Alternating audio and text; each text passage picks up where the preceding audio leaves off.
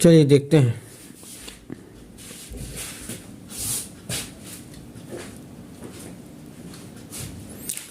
Continuity, सततता। Continuity, ये जो chapter है आपका कंटिन्यूटी और डिफरेंटिबिलिटी के, इसमें सबसे पहले कॉन्सेप्ट क्लियर करते हैं हम कंटिन्यूटी का। कंटिन्यूटी कॉन्सेप्ट क्या है? आपको इससे पहले सबसे पहले फंक्शन पता होना चाहिए। मान लीजिए आपके पास में y is equal to f x कोई एक फंक्शन है। इसमें फंक्शन में कर्व कैसे ड्रा होगा, अगर आपको ये पता है तो आप कंटिन्यूटी समझ पाएंगे। लिमिट, एक फंक्शन और दूसरा आपको लिमिट, ये दो चीज़ें बनना ज़रूरी होती हैं। एक कोई कर्व, कोई भी फंक्शन है और उस फंक्शन का मान लीजिए ये एक्स एक्सिस है, ये आपकी वाई एक्सिस है, ये 0 पॉइंट है।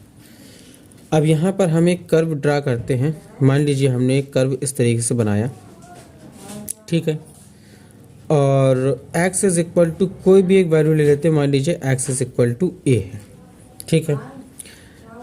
At x is equal to a पर अगर हम देखें तो यहाँ पर एक वैल्यू फाइंड होगी यहाँ पर, और इस पॉइंट को से पार करने के लिए अगर हम कर्व देखें तो हम कुछ इस तरीके से बना पा रहे हैं और इस पॉइंट से गुजर रहे हैं विदाउट लिफ्टिंग पेन, यानी पेन को बिना उठाए हुए हम ये कर्व बना पा रहे हैं। इसका मतलब ये हुआ कि ये जो फंक्शन है ये आपका कैसा है, ये आपका कंटिन्यूअस फंक्शन है। सिमिलरली अगर हम देखें, ये आपका y एक्सिस है, ये आपका x एक्सिस है, और अगर हम एक कर्व और ड्रा करते हैं यहाँ तक, फिर यहाँ से हम छोड़ देते हैं और यहाँ पर ड्रा करते हैं। अब अगर हम देख पा रहे हैं कि at x is equal to a, x is equal to a को पार करने के लिए हमें कहीं ना कहीं पेन उठाना पड़ रहा है। यहाँ से यहाँ तक जा पा रहे हैं, फिर इसको हम विड्रॉ कर रहे हैं और इसके बाद में फिर हम बाकी का कर्व बना रहे हैं। इसका मतलब ये हुआ कि x बराबर a पर हमें कोई भी फंक्शन डिफाइन नहीं हो पा रहा। जब कोई भी फंक्शन डिफाइन नहीं हो पा रहा है, इसका मतलब ये क्या है, ये आपका डिसकंटिन्यूअस फंक्शन है, असतत फंक्शन है और फलन है, और ये सतत फलन है। अब हम इसको इनफॉर्मल डेफिनेशन में कैसे रिप्रेजेंट करेंगे? देखिए, किसी पॉइंट पर अगर फंक्शन आपका डिफाइन नहीं होता है तो वो डिसकंटिन्यूअस फंक्शन कहलाता है, यानी x is equal to a पर फंक्शन डिफाइन नहीं हो पा रहा। इसमें हमें करना क्या होगा, हमने आपको बताया कि लिमिट आपको आना चाहिए। यानी इसमें सबसे पहली चीज़ क्या होती है कि लिमिटिंग वैल्यू जो होगी आपकी, लिमिटिंग वैल्यू ये इक्वल टू होना चाहिए फंक्शन वैल्यू के, फंक्शन वैल्यू के। अगर लिमिटिंग वैल्यू फंक्शन वैल्यू के बराबर है, लिमिटिंग वैल्यू में आपकी दोनों वैल्यू आ जाएंगी, left hand limit and right hand limit. Left hand limit and right hand limit are equal to function value, then function is to be continuous, otherwise function discontinuous. ठीक है, कोई भी एक फंक्शन है आपके पास में, मान लीजिए f x is equal to x plus 2, ये आपके पास में एक फंक्शन है।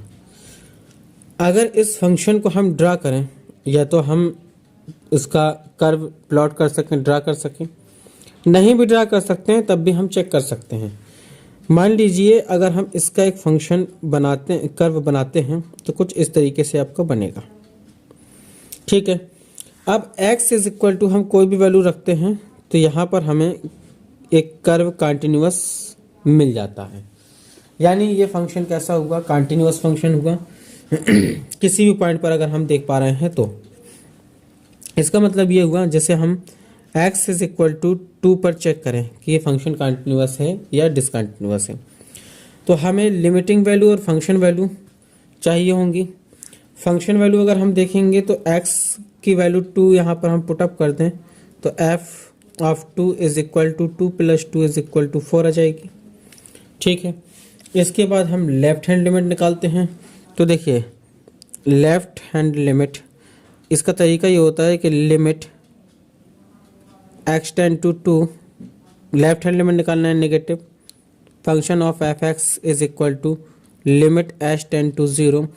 h कोई एक ऐसी वैल्यू है जो ना के बराबर यानी 0 के बराबर है। तो फंक्शन में हम क्या करेंगे, जब हम लेफ्ट हैंड लिमिट निकालेंगे तो x के इक्वल में हम x माइनस एच पुटअप करते हैं, और जब हम ये लेफ्ट हैंड लिमिट के लिए हैं, और जब हम राइट हैंड लिमिट निकालना होती है तो x is equal to x plus h value हम रखते हैं।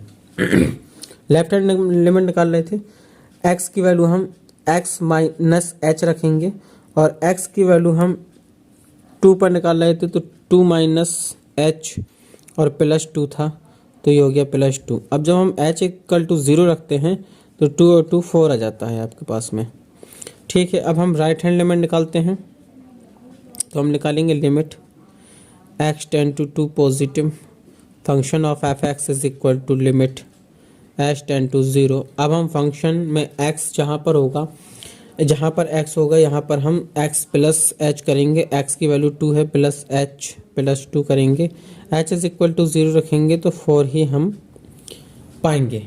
इसका मतलब ये हुआ कि left hand limit and right hand limit and function की वैल्यू इक्वल है, यानी लेफ्ट हैंड लिमिट और राइट हैंड लिमिट को फंक्शन एग्जिस्ट कर रहा है, इसका मतलब फंक्शन कंटिन्यूअस है। अदरवाइज फंक्शन क्या होगा, डिसकंटिन्यूअस होगा। ठीक है, अब एक कंडीशन तो ये हो गई कंटिन्यूअस की। डिसकंटिन्यूअस की कंडीशन क्या हो सकती है, left hand limit is equal to right hand limit but does not equal to f x, यानी फंक्शन को एग्जिस्ट ना कर रही हो, फंक्शन की वैल्यू अलग हो, left hand right hand limit अलग अलग हो, तो ये डिसकंटिन्यूअस कहलाएगा। ऐसा भी हो सकता है कि left hand limit right hand limit equal हो लेकिन फंक्शन क्या हो, फंक्शन इनडिफाइन हो, फंक्शन क्या हो, फंक्शन इनडिफाइन हो, तब भी ये क्या होगा, डिसकंटिन्यूअस हो जाएगा। ठीक है, तो कोई भी फंक्शन हमारे पास में होगा, हम क्या चेक करेंगे, हम लेफ्ट हैंड लिमिट निकालेंगे, राइट हैंड लिमिट निकालेंगे, फंक्शन की वैल्यू निकालेंगे। ठीक है ना, left hand limit, right hand limit और फंक्शन की वैल्यू, ये तीनों चीज़ें अगर बराबर हैं तो फंक्शन कंटिन्यूअस होगा। अदरवाइज इनमें left hand limit right hand limit बराबर नहीं आती है, या फिर लेफ्ट राइट बराबर आते हैं, फंक्शन की वैल्यू बराबर नहीं आती है, तो वो डिसकंटिन्यूअस होगा। क्लियर है, उम्मीद है कि बात समझ में आ गई होगी।